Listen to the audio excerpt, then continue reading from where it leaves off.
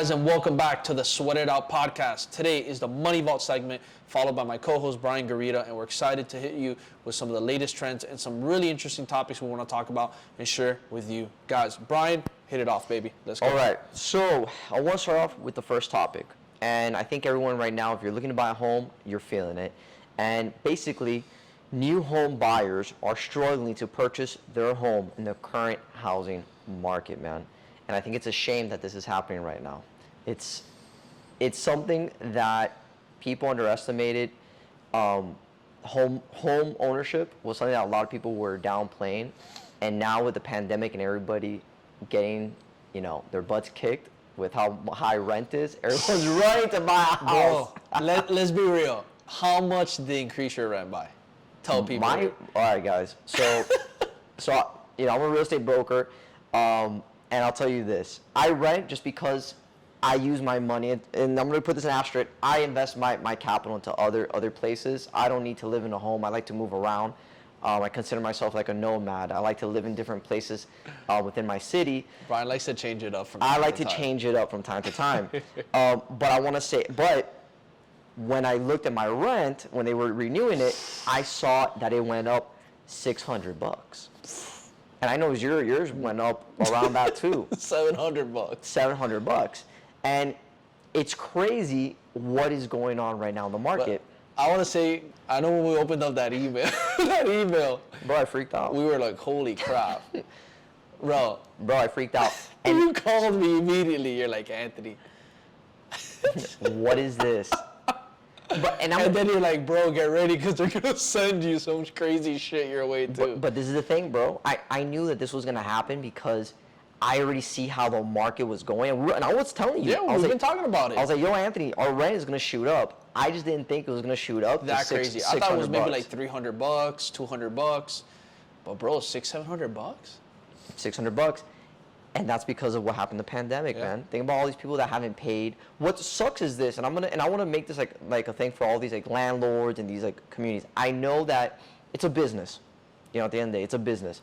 But think about this. If you're punishing people who literally paid you throughout the pandemic, they were paying you throughout the pandemic, and they were loyal and consistent, they weren't giving you a headache. How can you go around? And weren't even asking for a discount. Weren't even asking for a discount. We're paying their same rent. We're paying the rent. We're doing their thing. How are you going to bump up their rent $600?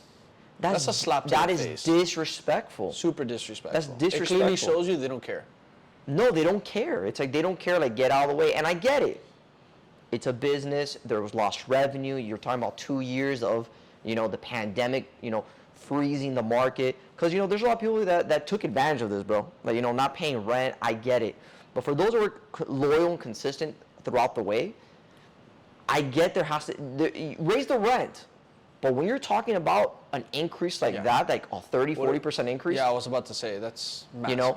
For most people, they're looking at that, anywhere from a 20% to 30-40% increase. How about the people who are not in a good position? People who have lost their jobs, or people who, they're trying to figure out how they're going to be able to get by. They're trying to figure out, because also too, especially in our city, here in Miami, prices go up for everything, hospitality, restaurants, the club scenes, entertainment, doing activities. Dude, prices have gone up and everything. Like, Anthony, even one of the next topics we're going to talk about, the coffee, bro. The coffee. No. And before we even skip into that whole coffee thing, I'm going to say this. Bro, the other day I went to go get an espresso, all right? I took one of my friends out to go get an espresso. Bro, I paid $5 for a little shot of coffee. I'm not going out no more. I'm going to make my own coffee in my house. This is crazy. And I get what's going on. There's market, supply issues going on. There's a huge, shortages going on here and there. I get it, man. Yeah. That's what I'm telling you. I'll tell you right now, if you do not have multiple things going on for you, you are screwed. You're screwed. You're screwed. Wages. Think about this. Everyone on TV is like, oh, the Great Resignation, people are leaving. Well, of course they're going to leave. How are you going to pay somebody $12 an hour, minimum wage $7 an hour? That doesn't make sense. I think minimum wage in Florida is going up. They voted for the $15 an hour. They voted for that increase. But I don't know what it is, like what, $10 an hour? Something like that. How do you survive? How do you survive in today's here? market, today's world? You can't. No, you can't survive. You can't. You can't survive. You're getting crushed. Yeah. Like, the ones who are, the middle class right now, even more so, is getting squeezed out. Yeah, they're the ones that are feeling it the most. They're feeling it. They're the ones that are living paycheck to paycheck. Paycheck to paycheck. Think about the freedom that you have. And look, and I will say this. If you were able to refinance and get your home you were able to get a good rate, you're making good monthly payments, but still, in Florida, the insurance has gone up, property taxes shot up, because think about it, everyone and their mother wanted to move over here. Everybody. Everyone. Look at the New Yorkers. You look around in certain areas in Miami, and I remember townhomes would go for like $290, Bro, and we're talking $275. about, This was 2 years ago. We're talking about places that weren't even hotspots. Not even hotspots. Go and look, and I'll say this in this. There's an area here in Miami called Kendall. You cannot find a single family home that's decent, that's below $550. Bro, how much were houses? When we were in high school, how much were houses going for in Kendall? Houses, man, they were going for like $350, $400 around Max. there. Max back then. And I get it, inflation, everything has shot And up. obviously, we were in high school, 10, 11 years ago. Yeah. But, bro. And this is the thing that I tell people, like, and this is the thing that bothers me about programs, like, for new homeowners, okay? You have FHA, and you have the VA, and VA programs for veterans, okay? FHA, they just increased the limit here in Florida. In your state, it's different, but in Florida, you can qualify for a higher amount. They increased it, the max, like 460, ballpark around there, all right? Think about this. If you're an FHA and you're going out here to buy, you barely can afford to live in decent areas here in Miami. Yeah. And here's the thing. We all know, bro, to buy something, what you're getting for what you're paying for is ridiculous. The way it is, the way it looks, how outdated, the quality is not even that great sometimes. No. Or most of the times. It is not. And this is the thing. And Miami is one of them that's leading the race. You have Austin, Texas. Right now, there's huge. I know people say gentrification is a bad word, but bro, that is happening across the country. That is happening right now and squeezing the middle class. Look, going into like meat, food prices. If you go out anywhere, it's just you and your partner, you get maybe a drink each. You're dropping $100. Yeah, that's $100 a night. And easy. And you're not going. And watch out. You're not going crazy. And watch out. $100 a night. Watch out. Watch out. Being lenient. No, that's being very lenient. The other day I spent like 300 and something bucks. Oh, well, bro, I don't know where you go. I don't know where you're going, man. Anthony, I think you should start cooking from home, bro. Jeez. You gotta start cooking from home, man. Bro, I'm gonna cook you a golden steak. Yeah, bro, man. With that, Salt Babe, and put like a little bit of that salt, the pink Himalayan salt there, and just drop it, bro. $300. I mean, look, to each their own. $300, that's a little bit, But I get it. It's a good time. I don't. The good times before were maybe 180. There you go. Max. Yeah, you know what I'm talking about. I know what you're talking about. Why am I not going on these $300 dinners, bro? You're like, why don't you invite me? Invite me to these $300 dinners, bro. I want to go eat with you. Shit, I didn't know you were dropping this much, bro. And we go out, bro. We split the bill. It's like $25. It would have $50 bill, whatever. Just water and food. That's all we eat. As you go, you tell me, Anthony, I'm not paying. No, man. No, bro. That's an insult. $150 each. Get out. Oh man. But it's crazy, and I feel for everybody. I know it's a tough topic right now, but if you're looking to buy a new home, what happens? And this is kind of like the messed up part of all this. So the Federal Reserve, because inflation is going up, they're going to use what they have always done in the past, which is increase interest rates. That's how you're going to slow down inflation, all right? Increase interest rates. When that happens, and if we're going to see a drastic spike, theoretically, property values should drop because the amount of home you can afford, but the amount you can afford, the amount of home that you can afford is going to be less, so your buying power is going to shrink. But like you said, how drastic of a drop is that going to be? Not drastic that much. In certain markets, it's not. Maybe in certain areas, you might see a little bit of a bigger drop than others. But dude, let's be honest. In Miami, Austin, Texas, it's going to be very minute. Very, very minute. If anything. Very minute. If anything. Because now what's happening is this. So now what you're seeing now, what's going on in Austin, Texas, what's going on in Miami, and I want to touch this point. You got people who left California, Los Angeles, San Francisco. They went to Austin. They bought their property, their getaway property, and then they're going back to California. Mm-hmm. But they're renting those homes out to the residents there. And now you're having the same issue happening in Miami, where the people from New York come down here. They love it, And don't get me wrong, hold up, don't get me wrong, they love Miami. Now this is their vacation home. They just bought all these properties up. Now they're going back to New York to live, but now they're renting a home in Miami. You just banged up the market. Yeah, or even what we were talking about the other day, that some people are just buying them and nobody's even living in them. Yeah. They're not even being rented. They're just being held as an asset. Yeah, that's exactly what's going on. So you're having empty apartments or empty houses. But that's different though. That right there, that's in the more luxury high end. That's where that's happening. And to give a little bit more behind the scenes behind that conversation, I've been working with clients now that are moving here that are, high net worth individuals, that they're looking to diversify their portfolio and they're buying apartment units here, okay, that they're not even living in, they're not even renting out, they're just buying it and holding it because they want to have a store of wealth. That's it. They don't really care. They're just buying it as its own asset class, and that's it. We're seeing that more in high-end luxury condos where they're building that out. A lot of those units are vacant.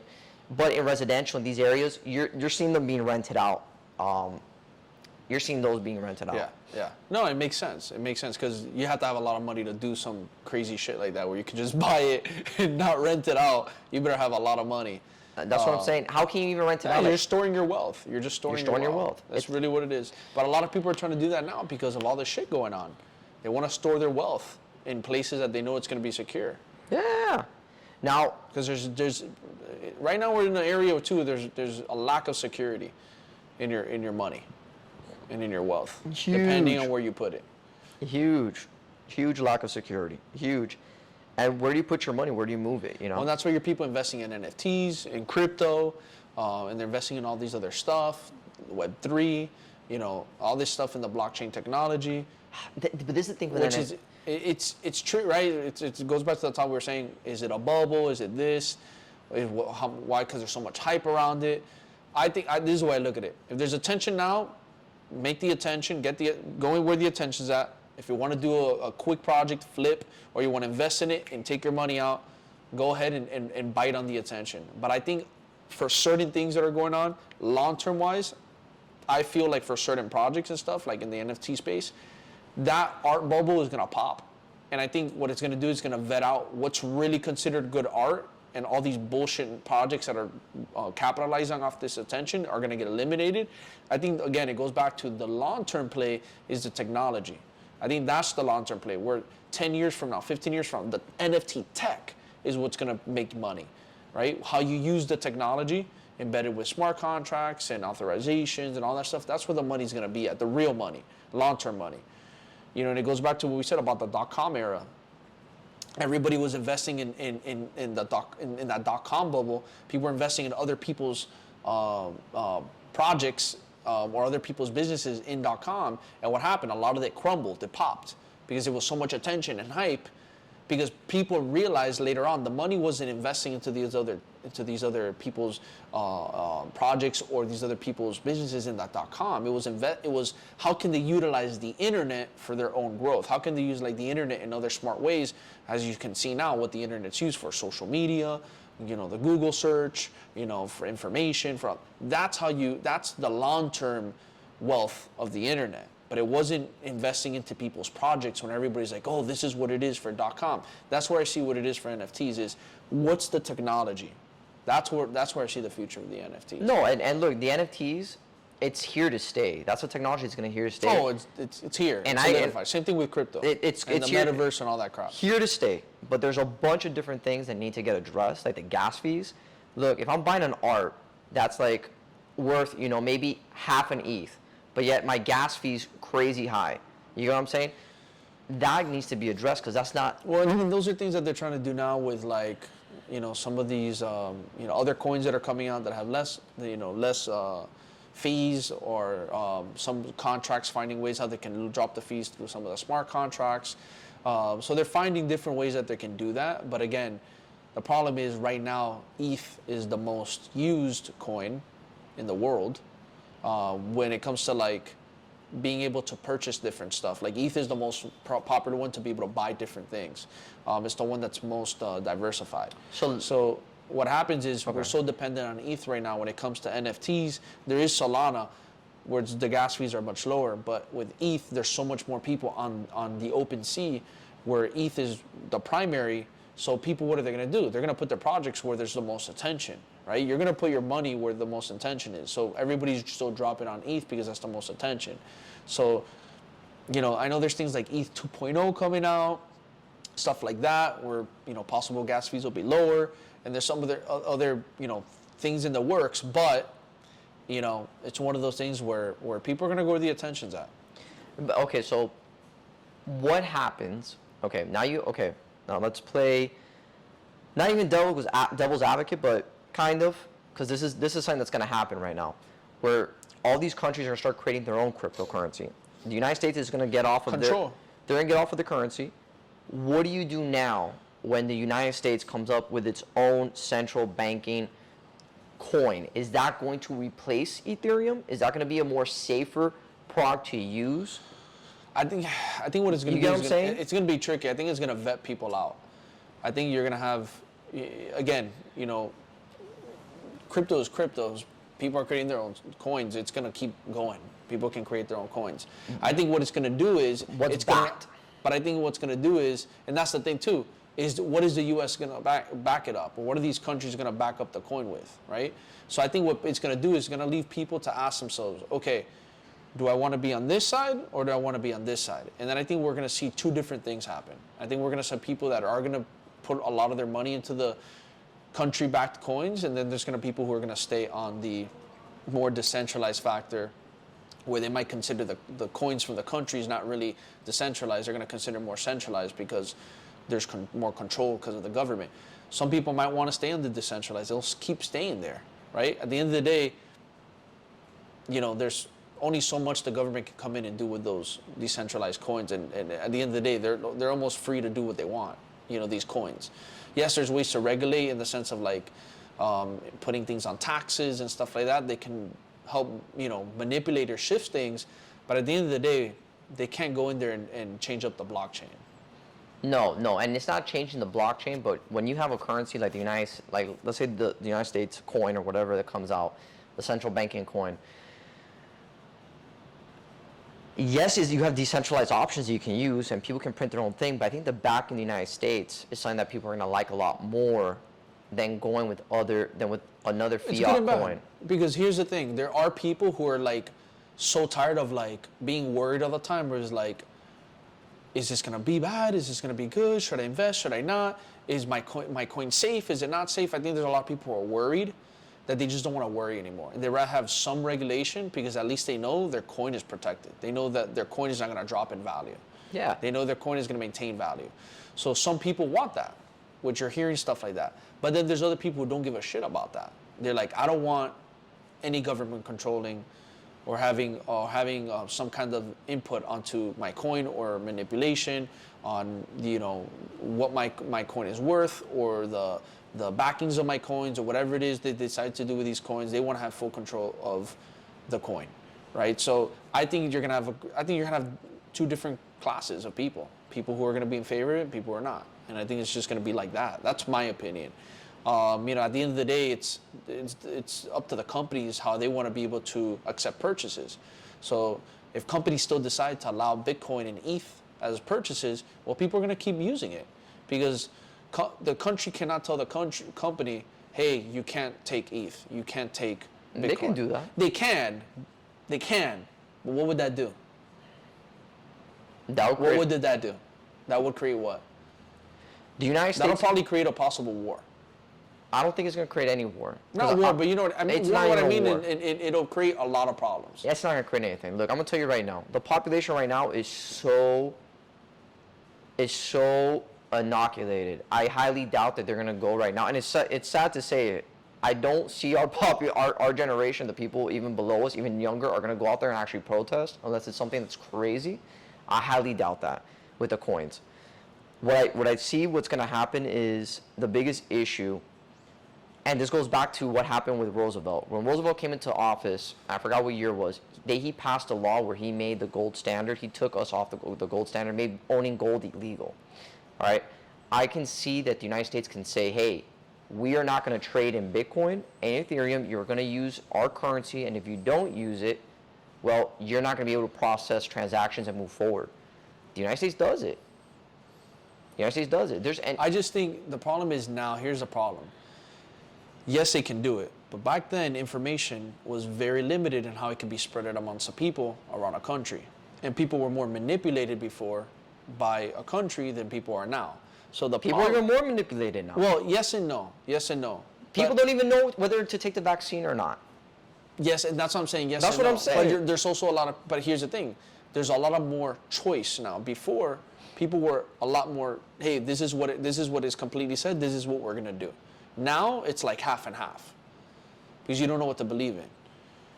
So what I'm saying is basically you're gonna get people now who, if you start seeing this, especially companies, you're gonna get companies who are profiting like crazy off Bitcoin and Ethereum. They're gonna be pissed if the country comes in and says, "Hey, you can't accept those payments anymore." So what are they gonna do? What's the company gonna do? The company can't it's not do what nothing. but I'm saying I think you're gonna have more of you're gonna have more discussions. You're gonna have more problems circulating. You're gonna have more outreach. I believe there'll be some protests around it. I truly believe there'll be protests around it. There'll be protests, but look, man, people still use as much as crypto. Crypto right now is still in its infancy. Right? Oh, for sure. Bitcoin, I think, broke not too long ago $1 trillion market cap. I think you have Ethereum at like a $500 billion market cap. In the grand scheme of things, it's not that big. They don't have a huge for market. For all we know, all this crypto stuff was created from the government itself. Probably. Who knows? 100%. No one knows. Nobody knows. Nobody knows. For all we know, it's a game that they're playing with us, and they're testing it. And it very well could be. Look, there's a lot of stuff that needs to be done here. People need to understand this. If you're going into NFTs, it's highly speculative. The technology is definitely going to stay. We can agree that it's going to stay. Pay some attention, capitalize on some attention, but get yourself out. What I mean by that is, don't expect all these projects to be your end all be all, to be your if you're lifeline retirement. If you're putting your nest, your whole life, your whole income, your nest egg in this. Be smart. And the people, you're gonna get people. Oh, but I see other people doing it. Yeah, but here's the thing: there's a lot of other people who have money, and that's why they can do it, right? So they say, don't play with your income. Don't play with money that you need to use to live. Play with house money. Play with extra money that you may have. Yeah. And that's it. If you have extra money, great. Test it. I do it. I'm doing it. But I'm not gonna risk my money that I need to survive or pay my bills or do other stuff to put it into something that is still not 100% going to give me a return. No, it's not guaranteed. And there is no guarantee. There is no guarantee. At the end of there's the no life, backing. there's no guarantee in anything, right? But there's a lot higher risk than in some This is other all places, speculation. right? This is all speculation. So at the end of the day, diversify your portfolio. That's it. Yeah. Invest in real estate. If you want to invest in some crypto, that's it. Get yourself an NFT or two that you like, test it out. Invest in other business, maybe invest in other businesses that you know are more stable or that you know that you believe in, that you want to back up and you want to be able to, profit off of and grow with. There's so many other things you can invest in. And obviously we can go into stocks and we can go into other more conservative places that you can put your money in that can be more of a long-term play for you over time that can compound. So put your money in different places. Grow your portfolio in different places. Places that are conservative and also places that are a little bit more high risk that can give you a bigger return if you know how to do it correctly. But study it. And I always recommend don't invest in something you don't know about. If you don't know anything about it, don't invest in it until you learn at least something about it. Or you find somebody that can help you, that knows a lot about it. That's my biggest recommendation. I'm not going to invest in something I don't have no clue about. Look, man, people are look. You're going to move your money around. It goes back to the point that you just made about being diversified. Being diversified, understanding what you're getting into. It's speculation. This is what it is right now in the market. It's not a concrete product that's out there yet. There's a lot of years that need to be implemented into this. I think that NFTs are quickly going to evolve because of the way that NFTs operate. Everything's open source data, the information, 100%. We just need to be careful about it. Now, the one here that people are going to get shocked about is the coffee price. Yeah. So I was going to ask you, where should I drop my next $300 dinner? And what investment should I invest my $300 dinner into? I think you should, look, I'm going to be honest with you. I think the best investment you should do for your $300 dinner is to take me out to dinner. Woo! Take me out to dinner, bro, and all expenses on you. I don't want to pay anything. Make that investment on friendship. What am I getting out of this? A friendship, a loving friendship, a friendship that lasts. A friendship that will last. I mean, put that $300 in our friendship. Guys, this is what we call descarado de bien. Yeah, no, you're the descarado, bro. $300? Bro, this guy looks at me, he's like, bro, Venmo me $20. Bro, you're dropping $300 like you're freaking P. Diddy at the club, bro. Oh my God. But hey, guys, it's the I Miami love you, bro. lifestyle. What do you want, man? I love you too, bro. Look, going back to this topic about coffee right now. Yeah. Alright. I'm about to go use the air fryer that you gave me to save money. I bought Anthony a great air fryer. A great air fryer. I hope he uses it. No, I'm gonna start saving $300. Yeah, man, you do it. Invite a lady there to cook for you. Have Oh somebody my there God. cook. We'll use it the next day. There you go. But yeah, Anthony actually had this topic that was interesting about. We're talking about like, joking around about buying cars that are gas powered for investment. Yes, I love this topic. What do you think about that? Look, man? I'm really honest. Some people might think otherwise, but this is my theory. I think now that we're moving into an age where we can all agree, electric cars are creating more. There's more attention around it.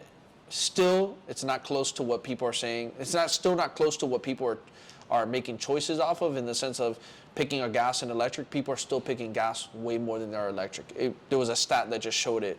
I was reading on it before we jumped onto this, but they're saying that 50 to 60% of people are still picking gas. And they're saying that the numbers still show that it's been consistent in the last 5 years. 60% people picking gas. That's what they're rolling with. So 100%, look 10, 15 years from now, electric will probably be the next dominator, because I think the batteries are going to be so much better, and you're going to have more places to go charge up. Look, I'm going to tell you the truth. Not everybody has the money to drop on a $15,000 installment in their house. Let alone people can't even buy a house, so the hell they're going to install their charging station. So that's number one. Then here's the other thing.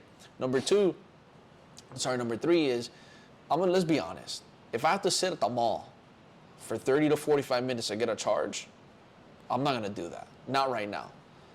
At least I'm not going to do that. What about if you own a Toyota Corolla? Is that going to appreciate in value? No. That's like Toyota Corolla won't appreciate in value. But I will tell you this, is that as electric cars become more dominant, because they will in the next 10 to 15 years, and they start overtaking gas cars, the ones that are going to be game player and game changers are exotic cars. Cars that 100. Because you look at these Lambos, these Ferraris, these Aston Martins, these McLarens, all these nice cars are going to be able to appreciate in value, because now, first of all, they're making less of them, or they're making no more of those. I'm talking about gas-wise. So what's going to happen? That value is going to appreciate, because you're going to get some crazy car lovers who have money. And what are they going to do? They're going to come to you and be like, I want your gas car because they don't make any of those, and I'm going to give you double or triple what you paid for, because that's rare now. They don't make those anymore. That's my thought. So you're going to get a lot of like car exotic collectors who they'll go out there and they'll pay a lot of money for your gas car if it's one of the few remaining during an era where electric cars are taking over. Bro, you have you have an asset sitting in there in your house.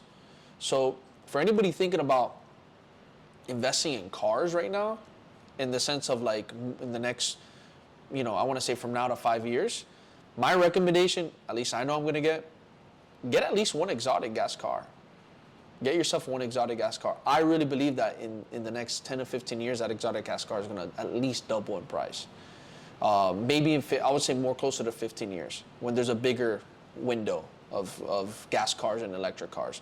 Dude, you look at California. They said, I think by 2033 or 2035, it was one of those years, they're making it's a law. You cannot drive gas cars anymore. You're forced to have an electric car.